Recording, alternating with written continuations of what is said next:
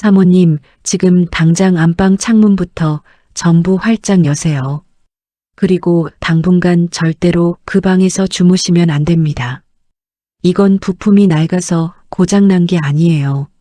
누군가 일부러 틈새 마감재를 찢어내고 안방 쪽으로 배관을 교묘하게 틀어놓은 겁니다.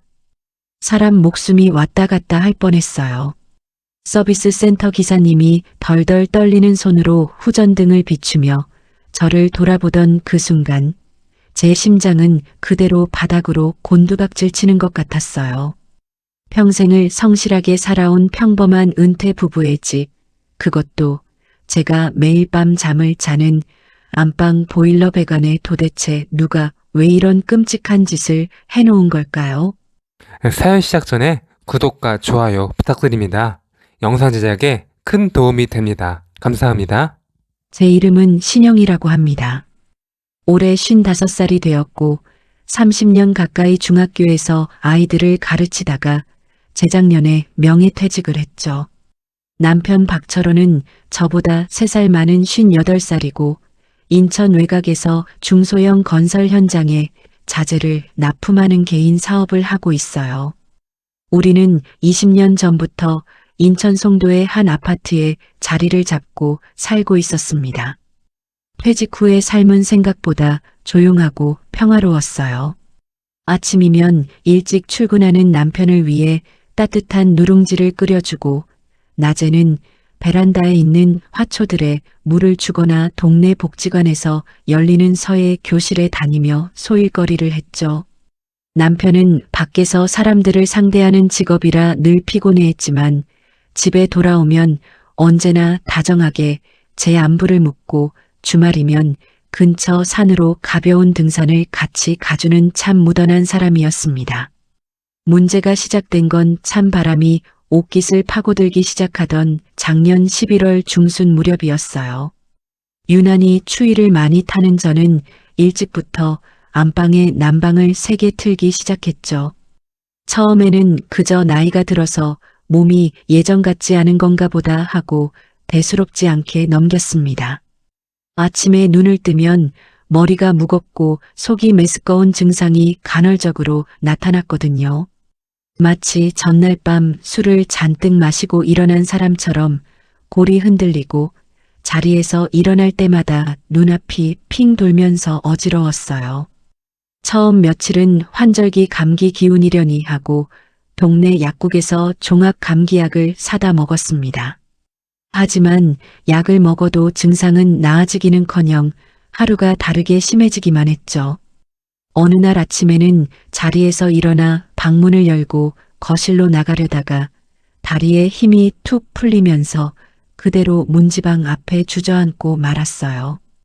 가슴이 답답해서 숨을 깊게 들이마시려 해도 헐떡거리는 소리만 날 뿐 공기가 폐 속으로 제대로 들어오지 않는 느낌이었죠. 마침 출근 준비를 하며 넥타이를 매던 남편이 그 소리를 듣고 놀라서 뛰어왔습니다. 남편은 바닥에 주저앉아 식은땀을 흘리는 저를 부축해 침대에 다시 눕혀주었어요. 여보, 안색이 왜 이래? 어디 많이 아파? 남편의 목소리에는 걱정이 가득 배어 있었습니다. 저는 억지로 입꼬리를 올리며 괜찮다고 요 며칠 잠을 제대로 못 자서 피곤한 모양이라고 둘러댔죠. 남편은 제 이마에 손을 얹어보더니 요즘 당신이 부쩍 기운이 없어 보인다며 주말에 시간 내서 보약이라도 한 채 지어 먹자고 다독여 주었습니다. 그날 남편은 회사에 조금 늦게 가도 된다며 굳이 주방으로 가서 따뜻한 잣죽을 끓여 제 입에 떠먹여 주기까지 했어요. 30년을 함께 살았지만 여전히 아내를 챙겨주는 남편의 뒷모습을 보면서 저는 참 복받은 사람이라고 생각하며 속으로 고마워했었죠. 하지만 그 따뜻했던 보살핌에도 불구하고 제 몸 상태는 바닥을 모르고 가라앉고 있었습니다. 12월로 접어들면서 날씨가 영하로 떨어지자 난방을 켜두는 시간은 더욱 길어졌고 제 증상도 걷잡을 수 없이 악화되었어요.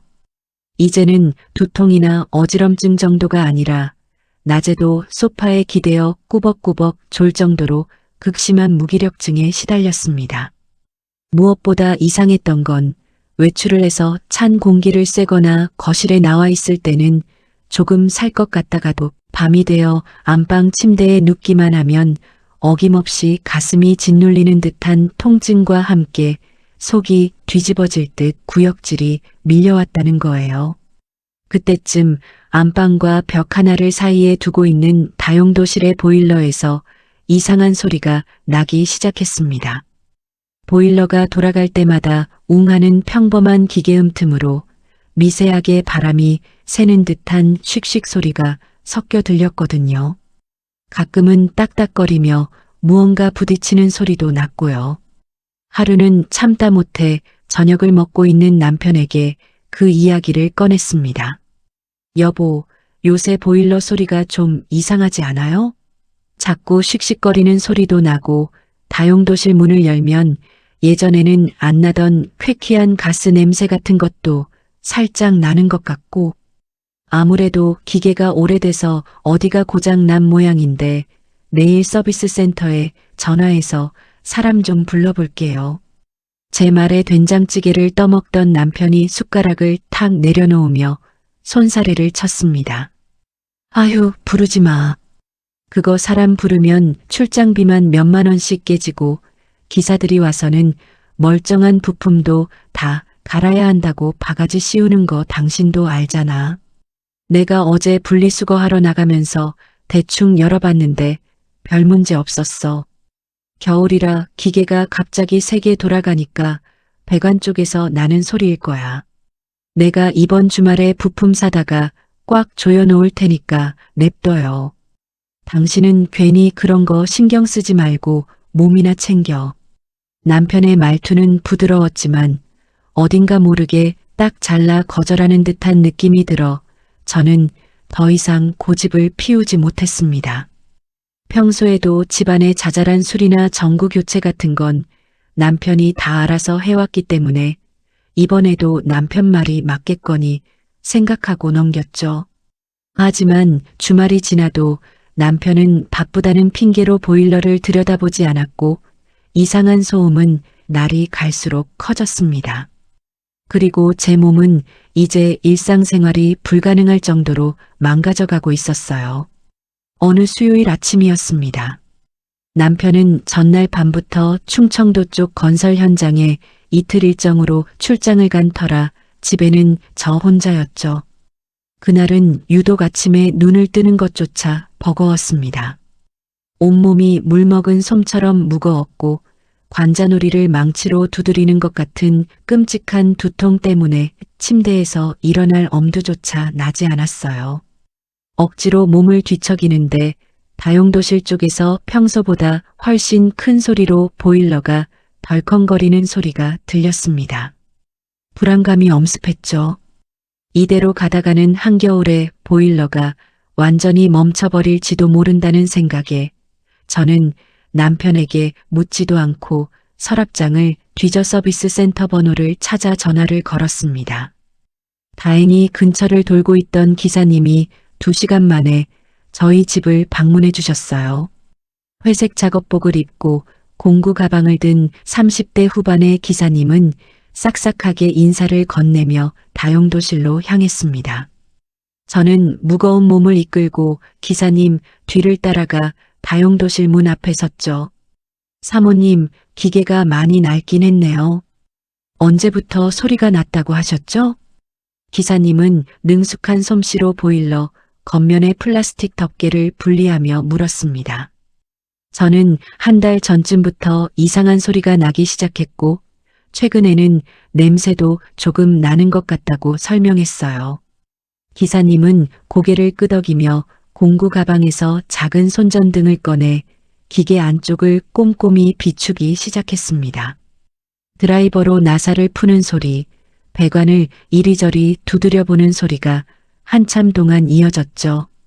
저는 어지러운 머리를 짚으며 문틀에 기대어 그 모습을 지켜보고 있었습니다.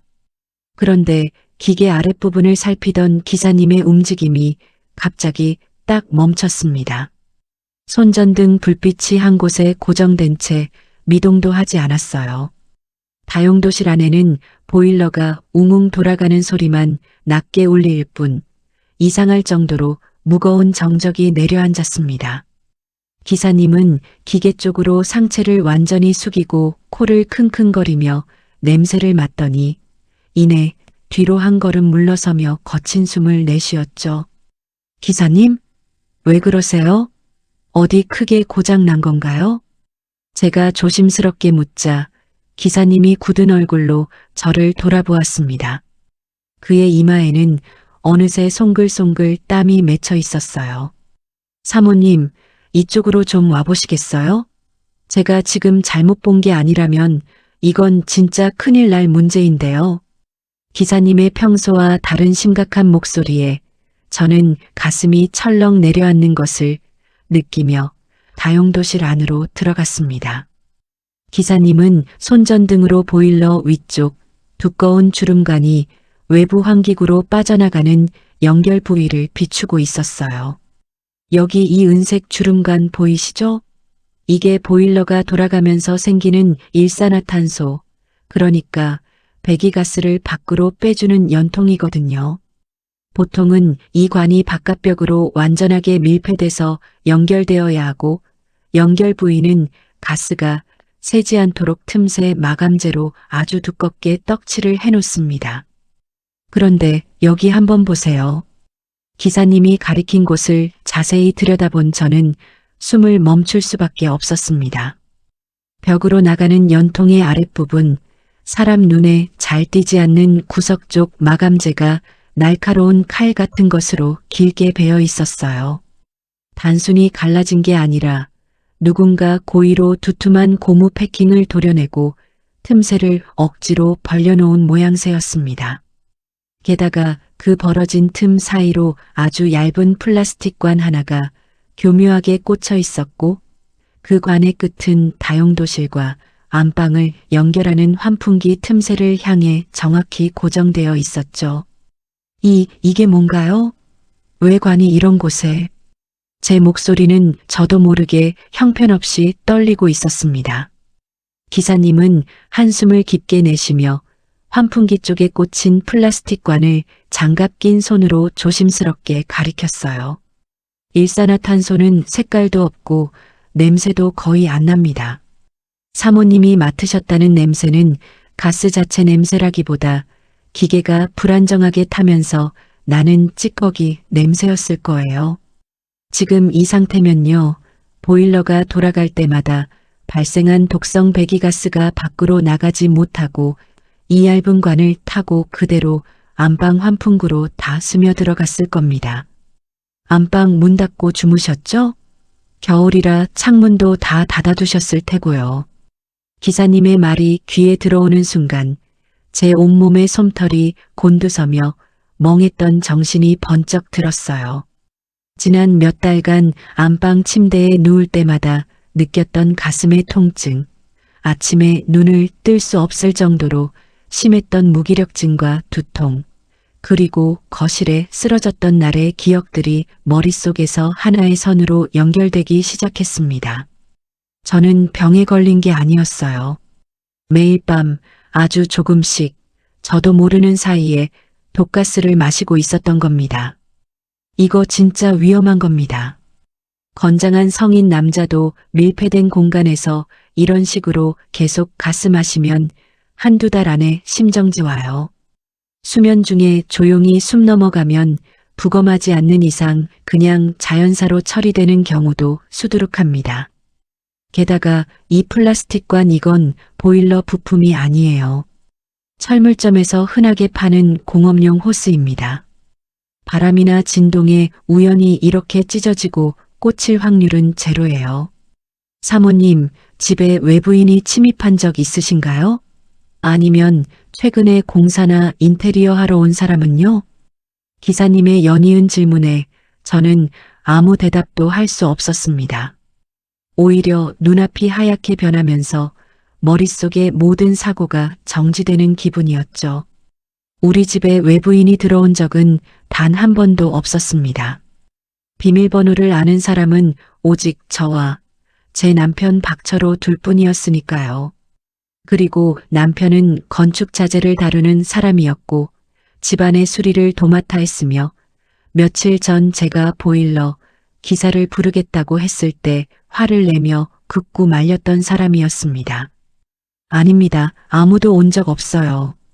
겨우 쥐어짜낸 제 목소리는 건조하게 갈라져 있었습니다. 기사님은 무언가 직감한 듯 더 이상 묻지 않고 조용히 말을 이었습니다. 일단 이 상태로 보일러를 계속 돌리면 사모님 진짜 큰일 납니다.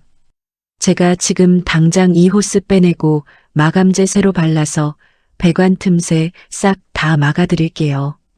그리고 안방 환풍구 쪽도 완전히 테이프로 밀봉해 드리겠습니다. 그래도 혹시 모르니까 오늘 낮에는 안방 창문 계속 열어두시고 환기 충분히 시키세요. 기운 없으시면 동네 내과라도 가셔서 일산화탄소 중독 검사 꼭 받아보시고요. 기사님은 공구 가방에서 새로운 마감제 통을 꺼내 들고 작업을 시작했습니다. 저는 다용도실 문턱에 멍하니 서서 기사님이 벌어진 틈을 꼼꼼하게 메우는 뒷모습을 지켜보았어요. 기사님이 작업을 마치고 짐을 챙겨 현관을 나설 때까지 저는 고맙다는 인사조차 제대로 건네지 못한 채 그저 고개만 숙이고 있었습니다. 현관문이 닫히고 집안에 다시 저 혼자 남겨지자 거실벽에 걸린 시계의 초침 소리가 유난히 크게 들려왔어요. 저는 느릿느릿한 걸음으로 안방으로 들어갔습니다. 창문을 활짝 열자 차가운 겨울바람이 밀려들어와 뺨을 때렸어요. 침대 위에 덩그러니 놓인 푹신한 구스 이불이 보였습니다. 남편이 유난히 추위를 타는 절 위에 백화점에서 거금을 주고 사왔던 이불이었죠. 그 옆에는 남편이 밤마다 챙겨주던 종합 비타민 통이 협탁 위에 놓여 있었습니다. 저는 협탁 쪽으로 다가가 떨리는 손으로 남편의 비타민 통을 만지작거렸습니다. 화가 나거나 눈물이 나지는 않았어요. 그저 숨을 쉴 때마다 가슴 한구석이 텅 빈 것처럼 서늘하고 무거운 느낌만 가득했습니다. 평소처럼 안방을 정리한 저는 거실 소파에 앉아 주머니에서 휴대전화를 꺼냈습니다. 그리고 저장된 연락처 목록을 스크롤해 동네에 있는 신경외과 의원의 진료 시간을 확인한 뒤 겉옷을 챙겨 입고 조용히 현관문을 나섰습니다. 찬바람을 맞으며 도착한 동네 신경외과 의원은 평일 오전이라 그런지 한산했습니다. 대기실 의자에 멍하니 앉아 제 차례를 기다리는데 병원 특유의 알코올 냄새를 맡으니 그제야 무릎이 덜덜 떨려오기 시작하더라고요. 이름이 불리고 진료실로 들어가 의사 선생님과 마주 앉았습니다. 3년 넘게 제 혈압약을 처방해 주시던 늘 인상 좋게 웃으시던 원장님이셨죠. 사모님, 안색이 왜 이렇게 안 좋으세요? 어디 크게 편찮으신가요? 원장님의 다정한 물음에 저는 입술을 달싹거리다가 조심스럽게 상황을 털어놓았습니다. 최근 몇 달간 겪었던 두통과 무기력증, 그리고 방금 전 보일러 기사님이 다용도실에서 발견한 끔찍한 흔적들까지 전부 다요. 제 이야기를 듣는 동안 원장님의 미간은 점점 깊게 패였고 마우스를 쥐고 있던 손이 허공에서 멈췄습니다.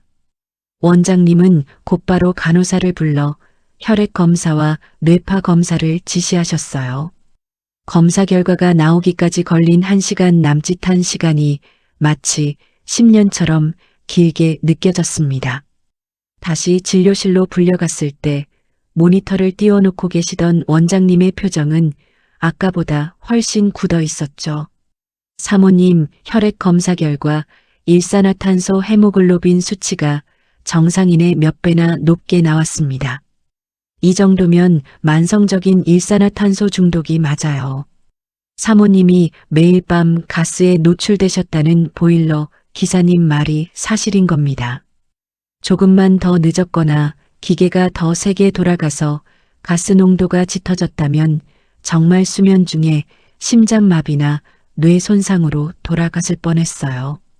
이건 명백한 범죄입니다. 당장 경찰에 신고하셔야 해요. 경찰에 신고하라는 원장님의 단호한 목소리가 귓가를 때렸지만 저는 섣불리 고개를 끄덕일 수 없었습니다. 심장이 쿵쿵 뛰고 호흡이 가빠졌지만 오히려 눈앞의 현실이 너무나도 선명하게 다가와서 속이 울렁거렸어요. 30년을 한 이불 덮고 산 남편입니다. 제가 감기라도 걸리면 밤새 물수건을 갈아주던 사람이 왜 제 목숨을 노렸는지 도무지 이해할 수가 없었어요. 무작정 경찰에 들이닥쳐 남편을 추궁한다고 한들 남편이 자신은 모르는 일이라고 발뺌하면 그만일 터였습니다. 보일러 마감재를 찢어놓은 게 남편이라는 직접적인 증거가 제게는 아직 없었으니까요. 확실한 이유와 물증을 찾아야만 했습니다. 원장님, 신고는 제가 알아서 하겠습니다. 다만 오늘 진료 기록과 검사 결과지는 전부 상세하게 떼어주세요. 그리고 이 사실은 당분간 아무에게도 말씀하지 말아주셨으면 합니다. 제가 단호하게 부탁하자 원장님은 걱정스러운 눈빛으로 저를 보셨지만 이내 고개를 끄덕이며 진단서와 검사 결과지를 꼼꼼히 봉투에 담아주셨습니다. 병원을 나와 집으로 돌아오는 길 저는 휴대전화 연락처를 뒤져 20년 전 제가 처음 담임을 맡았던 반의 제자였던 윤지훈의 번호를 찾았습니다. 지훈이는 몇 년 전 변호사 시험에 합격해 서울 서초동에서 제법 규모가 있는 법률사무소를 운영하고 있었거든요. 명절마다 안부 문자를 보내오던 싹싹한 제자에게 저는 떨리는 손가락으로 전화를 걸었습니다. 어머, 선생님, 오랜만이네요. 날씨도 추운데 건강은 좀 어떠세요? 수화기 너머로 들려오는 지훈이의 밝은 목소리에 하마터면 눈물이 왈칵 쏟아질 뻔했지만 저는 혀를 꽉 깨물며 감정을 추슬렀습니다. 지훈아, 선생님이 지금 너무 급하게 알아봐야 할 일이 생겨서 그래. 혹시 사람 뒷조사나 재산 추적 같은 거 조용하고 확실하게 해주는 사람 좀 소개받을 수 있을까? 선생님의 뜬금없는 부탁에 잠시 당황하던 지훈이는 제 목소리에 묻어나는 절박함을 눈치챘는지 이내 진지한 목소리로 대답했습니다. 자신이 자주 일거리를 맡기는 아주 믿을 만한 민간 조사원이 있다며 그날 오후 당장 만날 수 있도록 자리를 마련해 주겠다고 했어요. 그날 오후 4시 저는 지훈이가 알려준 서초동의 한 조용한 찻집에서 민간 조사원을 만났습니다.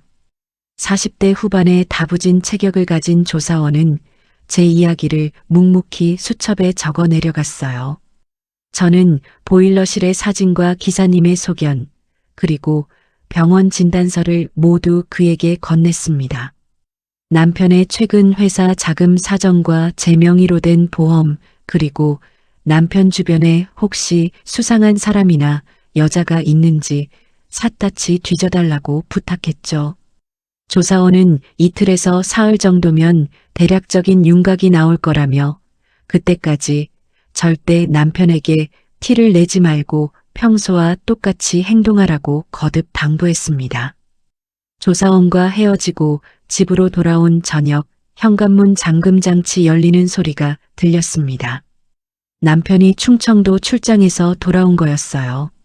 남편의 구두 벗는 소리에 저는 거울 앞에서 얼굴 근육을 억지로 풀어헤치고 거실로 나갔습니다. 남편의 손에는 제가 평소 좋아하는 동네 빵집의 롤케이크가 들려 있었어요. 여보, 나 왔어. 몸은 좀 어때? 하루 종일 누워만 있었던 거 아니야? 아유, 당신 얼굴이 왜 이렇게 헬쑥해? 남편이 롤케이크 상자를 식탁에 올려놓으며 제 이마로 손을 뻗었습니다. 남편의 거친 손가락이 제 피부에 닿는 순간 소름이 오소소 돋고 위액이 넘어올 것처럼 끔찍했지만 저는 애써 웃음을 지어 보였어요. 아니에요. 그냥 낮잠을 좀 길게 잤더니 입맛이 없어서 밥을 굶었더니 그러네. 출장은 잘 다녀왔어요? 피곤할 텐데 얼른 씻고 나와요. 밥 차려줄게. 남편은 알겠다며 화장실로 들어갔고 저는 주방으로 돌아서서 찬장에 머리를 기댄 채 숨을 몰아쉬었습니다. 속이 메스꺼워 도저히 음식을 만질 수 없었지만 저는 꾸역꾸역 쌀을 씻고 된장국을 끓였어요. 잠시 후 씻고 나온 남편은 식탁에 앉아 밥을 먹기 시작했습니다. 식사를 하던 남편의 시선이 자꾸만 다용도실 문 쪽을 향하는 것을 저는 똑똑히 볼 수 있었어요. 여보, 보일러는 안 불렀지?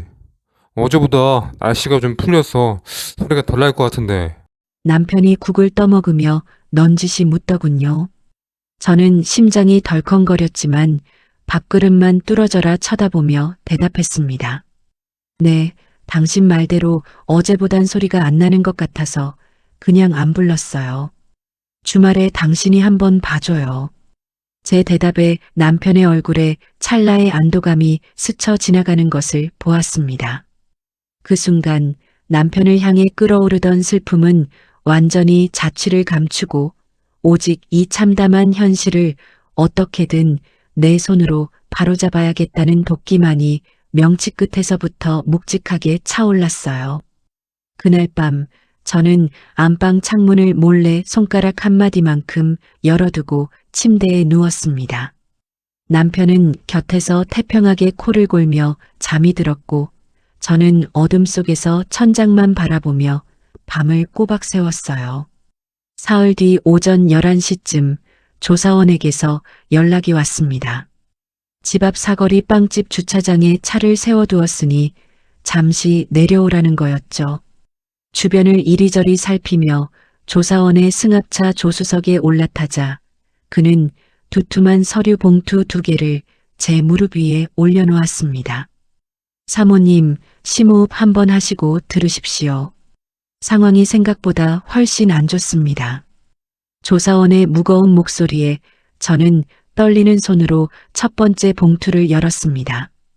안에는 복잡한 숫자와 표가 빼곡하게 인쇄된 남편 회사의 재무 상태 표와 대출 내역서가 들어 있었어요. 바깥 털은 사업이 재작년부터 내리막길이었습니다. 납품 대금을 제때 받지 못해서 공장 기계며 창고까지 전부 담보로 잡혀서 은행 대출을 끌었었는데 그것도 모자라 작년 초부터는 제3금융권, 쉽게 말해 사채까지 손을 대셨더군요. 이자가 이자를 낳아서 지금 남편분 이름으로 쌓인 빚만 원금 포함해서 8억 원이 넘습니다. 다음 달이면 어음 막을 돈도 없어서 회사가 부도 처리될 상황이에요. 8억 원. 평생을 성실하게 벌어 모아도 만져보기 힘든 그 거대한 숫자에 눈앞이 아찔해졌습니다. 남편은 밖에서 무슨 일이 있어도 집에서는 돈 이야기를 단 한 번도 한 적이 없었어요. 매달 꼬박꼬박 제 통장으로 생활비 500만 원을 챙겨주던 사람이 뒤에서는 8억 원이라는 빚더미에 깔려 허우적대고 있었던 겁니다. 그럼 두 번째 봉투는 뭔가요? 제가 잔뜩 쉰 목소리로 묻자 조사원이 한숨을 쉬며 서류를 넘겨주었습니다. 그것은 보험회사에서 발급받은 계약 변경 내역서였어요. 사모님 명의로 된 종신생명보험 있으시죠? 15년 전에 남편분이 사모님 노후 자금 겸해서 들어놓았던 거요. 원래 사망보험금이 7억 원짜리였는데 한 달 반쯤 전에 남편분이 특약을 잔뜩 추가하고 보장 금액을 최대로 올려서 15억 원으로 만들어 놨습니다. 그리고 가장 중요한 건 원래 법정 상속인으로 되어 있던 보험금 수령자를 단독으로 본인 이름으로 변경해 놨어요. 사모님 서명은 당연히 위조된 상태였고요. 조사원의 설명에 뒤통수를 세게 얻어맞은 것처럼 멍해졌습니다. 한 달 반 전이면 제가 처음 두통을 느끼고 알아눕기 시작했던 바로 그 시기였으니까요. 남편은 치밀하게 계획을 세운 거였습니다. 감당할 수 없는 빚을 지게 되자 평생을 함께한 아내의 목숨을 15억 원이라는 돈으로 바꾸려고 작정한 거였어요. 일산화탄소 중독으로 서서히 시름시름 앓다가 자연스럽게 심장마비로 죽기를, 그래서 부검의 의심조차 받지 않고 완벽하게 보험금을 타내기를 기다리며 밤마다 제 곁에 누워 롤케이크를 내밀었던 겁니다. 그리고 한 가지 더 있습니다. 보일러 마감재를 도려내고 호스를 꽂아 넣은 수법. 아무리 손재주가 좋아도 비전문가가 혼자서 그렇게 정교하게 작업하긴 어렵거든요. 뒷조사를 해보니 남편분 회사에 최 과장이라는 30대 직원이 있는데 이 사람이 예전에 설비 쪽에서 일했던 전적이 있습니다. 최근 남편분이 이 최 과장 통장으로 1,000만 원을 송금한 내역을 찾았어요.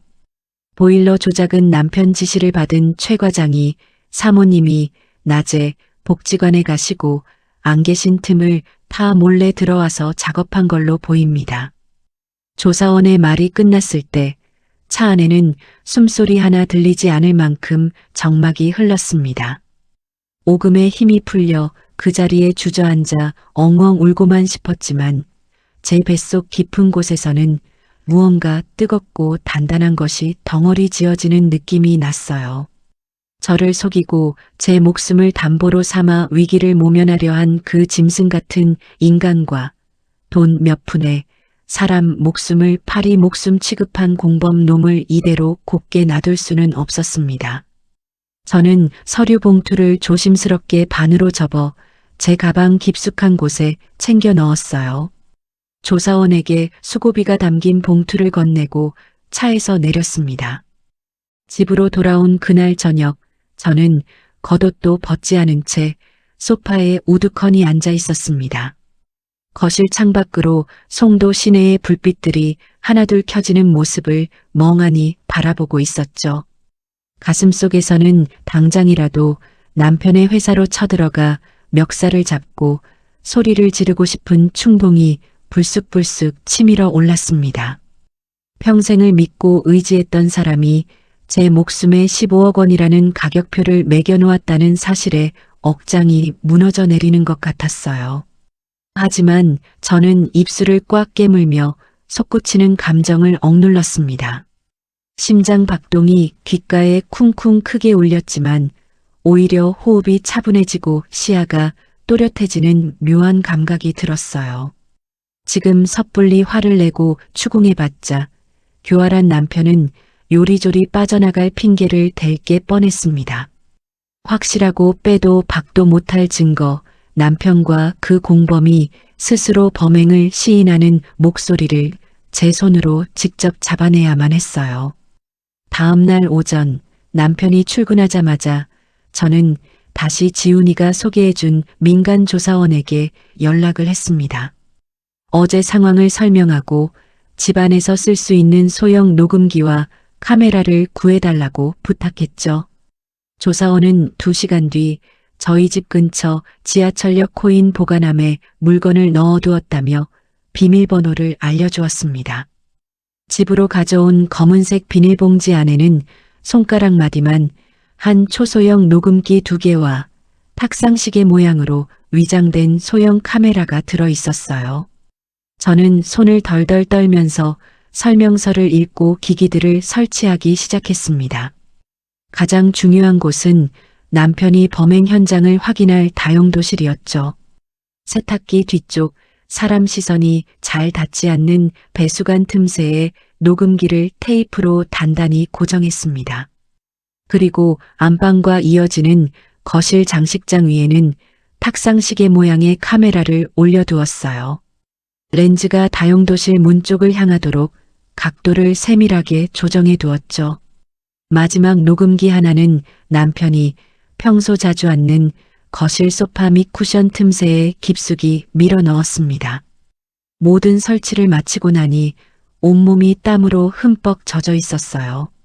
마치 제가 엄청난 죄를 지은 사람처럼 심장이 조마조마하게 뛰었지만 살기 위해서는 이 방법밖에 없다고 스스로를 다독였습니다. 결전의 날은 생각보다 빨리 찾아왔습니다. 주말인 토요일 아침이었어요. 평소 같으면 늦잠을 잤을 남편이 아침 일찍부터 거실을 서성거리는 소리가 들렸습니다. 저는 침대에 누워 자는 척하며 눈을 가늘게 뜨고 밖의 동정을 살폈죠. 잠시 후 다용도실 문이 열리는 소리가 났고 이내 남편의 헉하는 짧은 숨소리가 들려왔습니다.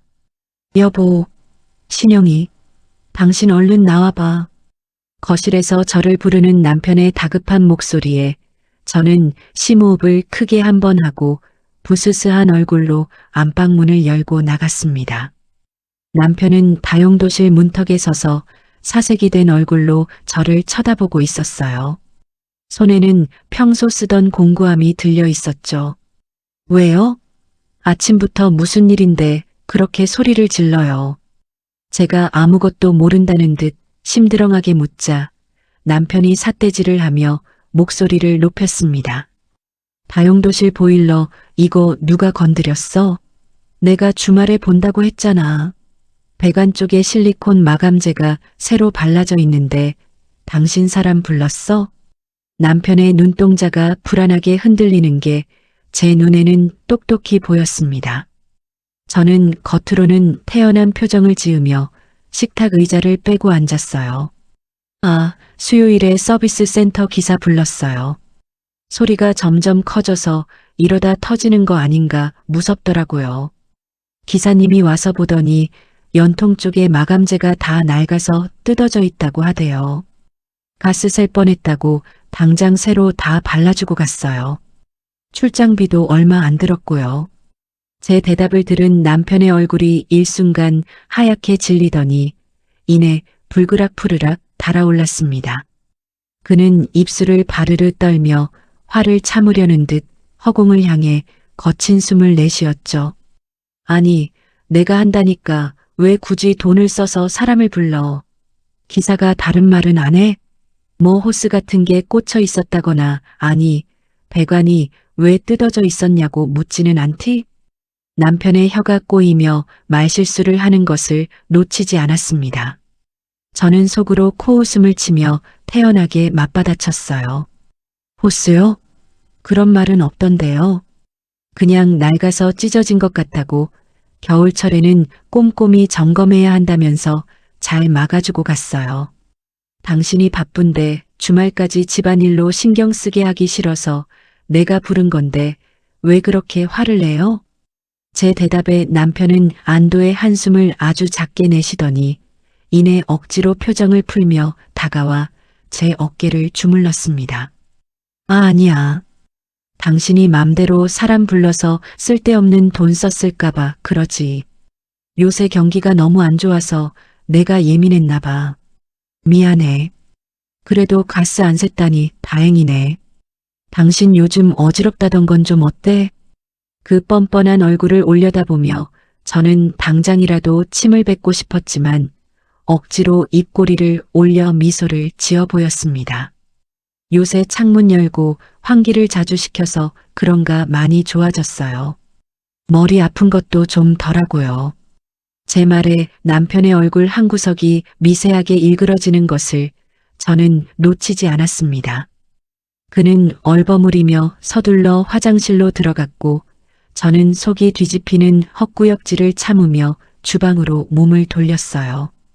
그날 오후 저는 평소 토요일마다 가던 서의 교실을 간다며 외투를 챙겨 입고 집을 나섰습니다.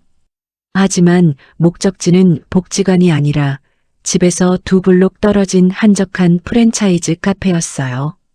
구석자리에 자리를 잡은 저는 가방에서 태블릿 PC를 꺼내고 이어폰을 꽂았습니다. 탁상식의 카메라와 연동된 앱을 실행하자 저희 집 거실 풍경이 화면에 선명하게 들어왔죠. 제가 집을 나선 지 30분쯤 지났을 무렵 현관문 잠금 장치 소리가 나더니 누군가 안으로 들어왔습니다. 남편이었어요. 그리고 남편의 뒤를 이어 검은색 점퍼를 입고 모자를 푹 눌러 쓴 젊은 남자가 주춤거리며 따라 들어왔습니다. 조사원이 사진으로 보여주었던 바로 그 사람, 회사 직원 최 과장이었죠.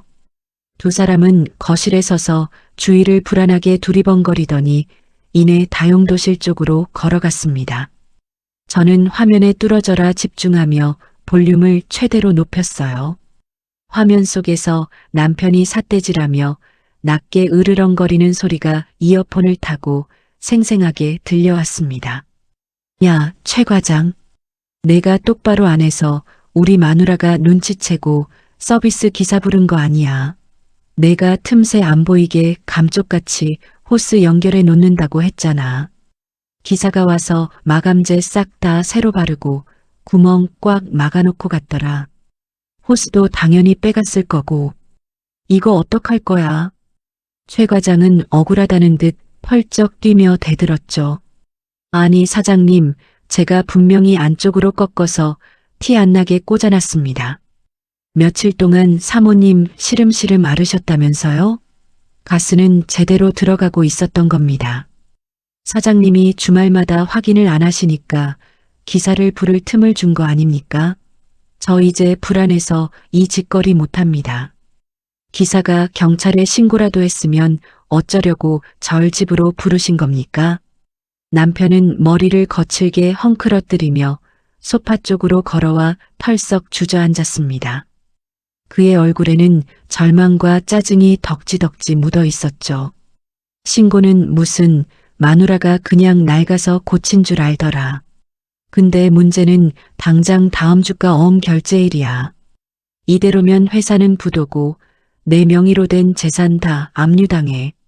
사채업자 놈들이 내 장기라도 떼가려고 찾아올 텐데 어쩌라고. 마누라 죽으면 사망보험금이 15억이야. 그거면 빚 다 털고 남는 장사라고. 너 내가 1억 더 얹어줄 테니까 무조건 다른 방법 찾아. 최 과장이 기가 막히다는 듯 헛웃음을 쳤습니다. 다른 방법 뭐요? 수면제라도 통째로 갈아먹이시렵니까? 부검하면 약물 다 나옵니다. 가스 중독이 제일 자연스러워서 한 거 아닙니까? 사장님, 저는 이만큼 했으면 됐습니다. 약속하신 1,000만 원 잔금이나 빨리 입금해 주십시오. 전 손 떼겠습니다.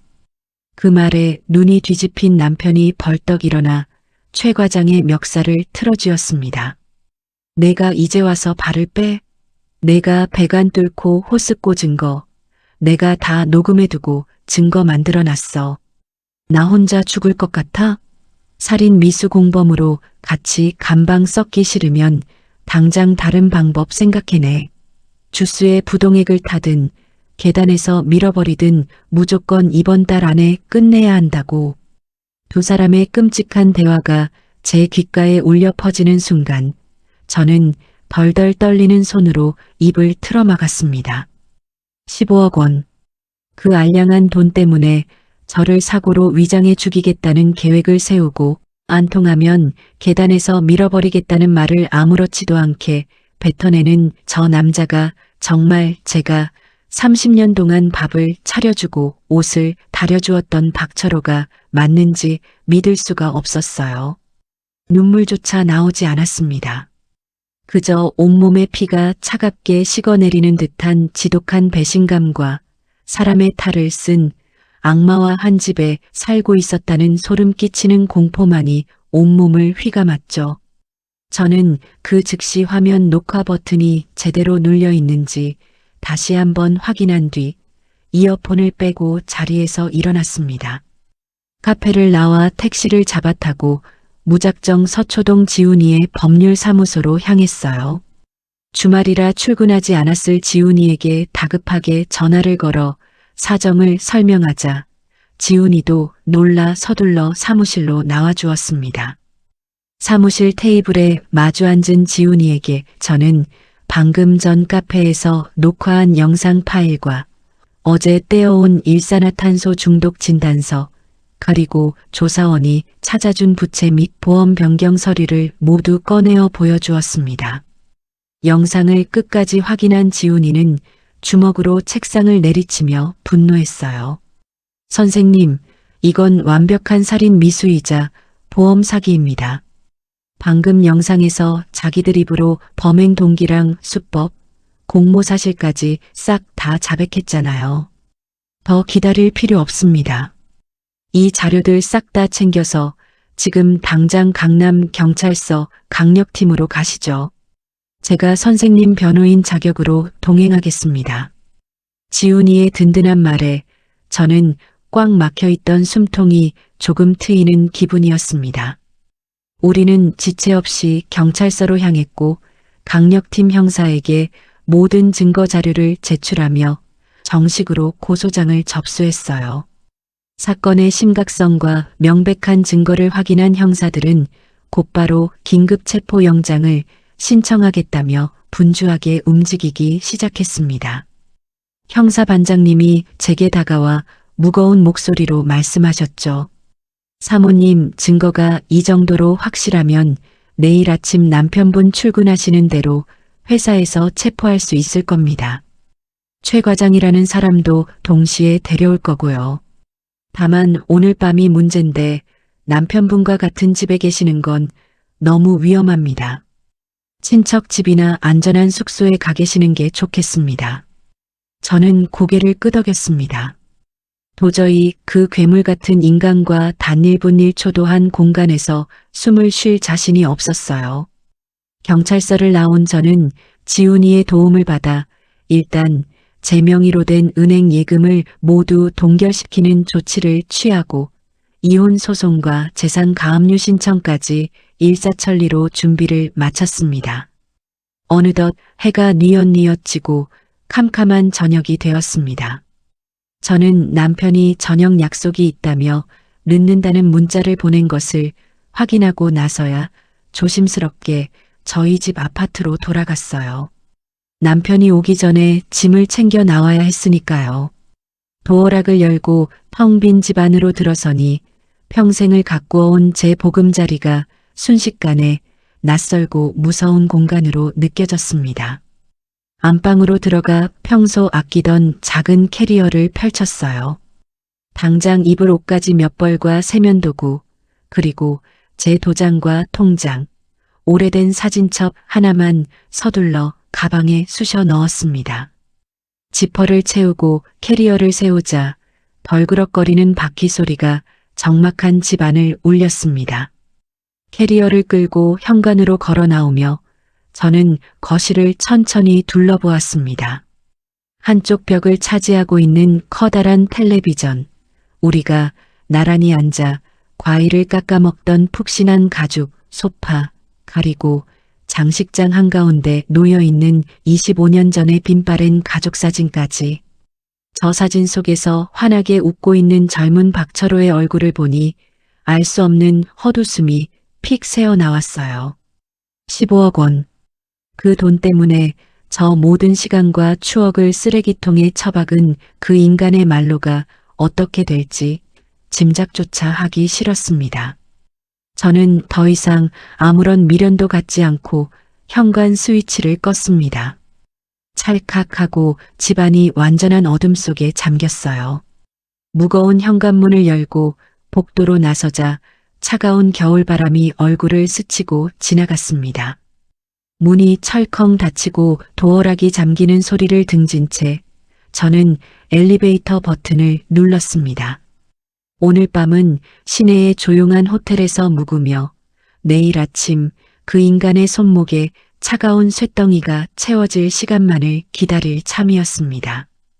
시내의 비즈니스 호텔에서 보낸 하룻밤은 제 인생에서 가장 길고도 고단한 시간이었습니다. 바스락거리는 하얀 침대 시트 위에 멍하니 누워 창밖으로 번쩍이는 네온사인 불빛만 밤새도록 쳐다보았죠. 30년이라는 긴 세월 동안 한 이불을 덮고 살았던 남편의 얼굴이 자꾸만 어른거렸습니다. 신혼 초 단칸방에서 시작했을 때 퇴근길에 붕어빵을 사들고 와서 환하게 웃던 그 사람의 미소와 어제 거실에서 제 목숨값을 15억 원이라고 떠벌리며 화를 내던 악마 같은 표정이 겹쳐지면서 자꾸만 헛구역질이 났어요. 배신감이나 분노라는 단어로는 도저히 설명할 수 없는 마치 제 지난 삶 전체가 거대한 거짓말 속으로 빨려 들어가 산산조각이 나는 듯한 참담함이었습니다. 뜬 눈으로 밤을 지새우고 나니 어느덧 창밖으로 희뿌연 아침 해가 밝아오고 있었어요. 오전 9시가 조금 넘었을 무렵 탁자 위에 올려두었던 휴대전화가 짧게 울렸습니다. 지훈이었어요. 전화를 받자마자 수화기 너머로 지훈이의 상기된 목소리가 들려왔습니다. 선생님, 방금 강남경찰서 강력팀 형사님한테 연락받았습니다. 오늘 아침 8시 반쯤에 박철호 사장과 최 과장 둘 다 회사 로비에서 긴급 체포됐다고 합니다. 지금 두 사람 다 경찰서로 압송 중이니까 선생님도 준비되시는 대로 경찰서로 와주시면 될 것 같아요. 제가 호텔 앞으로 모시러 가겠습니다. 그 말을 듣는 순간 꽉 막혀 있던 명치 끝이 아주 조금 뚫리는 기분이 들었습니다. 저는 굳은 목소리로 알겠다고 대답한 뒤 세수를 하고 겉옷을 챙겨 입었어요. 로비로 내려가니 지훈이가 차를 대놓고 기다리고 있었습니다. 차를 타고 경찰서로 향하는 내내 우리는 약속이나 한 듯 아무 말도 하지 않았어요. 창밖으로 지나가는 출근길 사람들의 평범하고 분주한 일상이 저에게는 마치 다른 세상의 풍경처럼 아득하게만 느껴졌습니다. 경찰서 강력팀 사무실 문을 열고 들어가자 특유의 매캐한 담배 냄새와 땀 냄새가 확 밀려왔습니다. 서류 뭉치가 어지럽게 쌓인 책상들 사이로 한쪽 구석에 마련된 조사실에서 형사들의 고성 섞인 목소리가 들려왔죠. 지훈이와 함께 대기실 의자에 앉아 잠시 기다리자 사건을 담당한 반장님이 다가오셨습니다. 반장님은 제게 가볍게 목례를 하시더니 상황을 설명해 주셨어요. 사모님 오시느라 고생하셨습니다.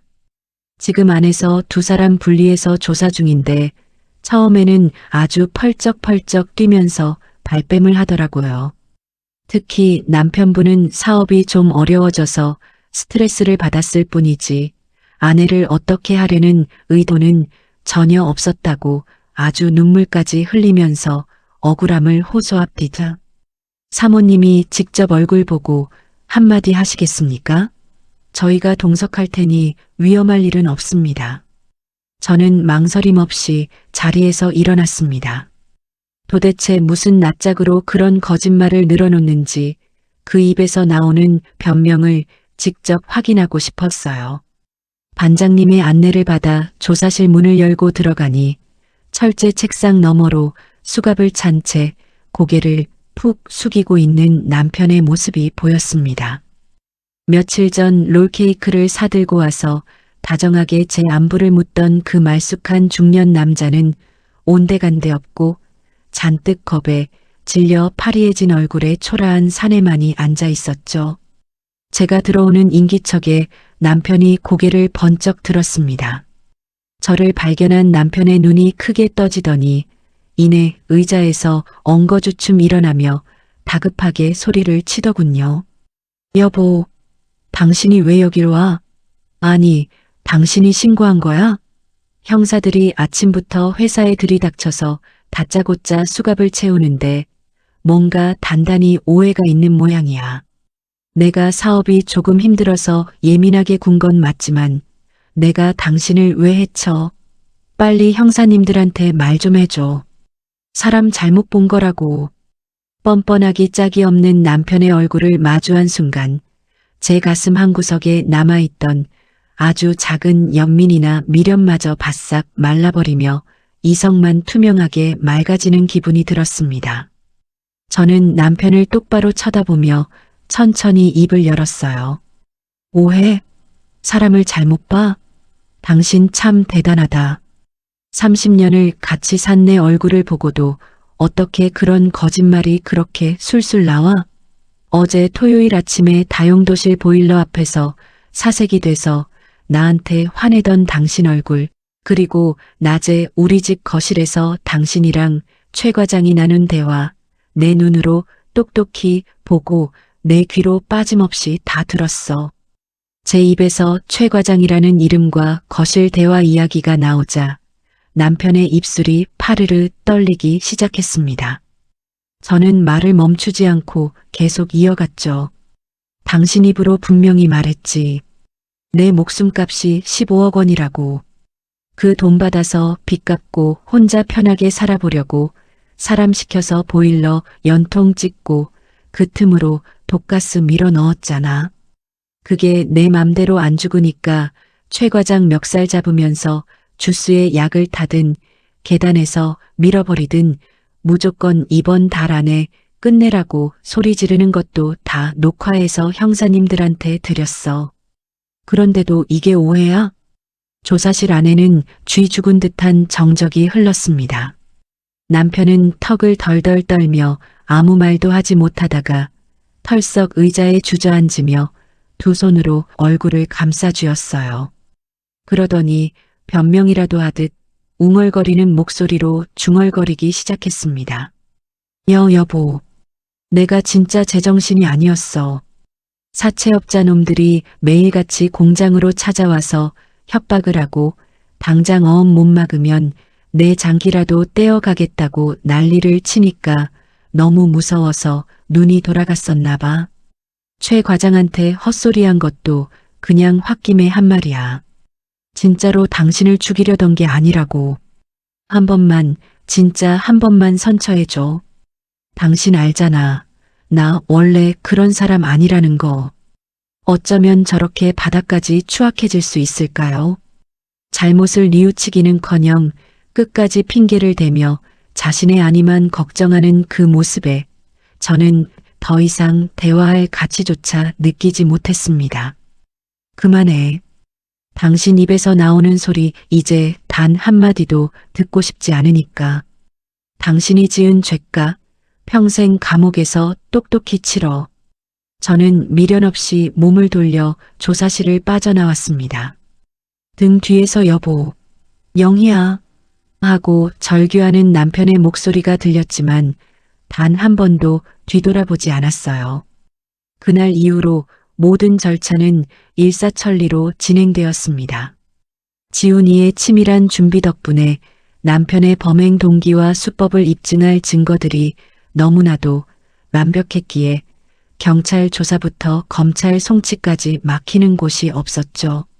최 과장 역시 처음에는 남편이 시켜서 억지로 한 일이라며 발뺌했지만 계좌로 넘어간 1,000만 원의 입금 내역과 거실에 설치해둔 녹음기 속 본인의 자백 목소리 앞에서는 결국 고개를 숙이고 모든 범행을 시인했습니다. 저는 곧바로 이혼 소송과 재산 분할 절차에 들어갔습니다.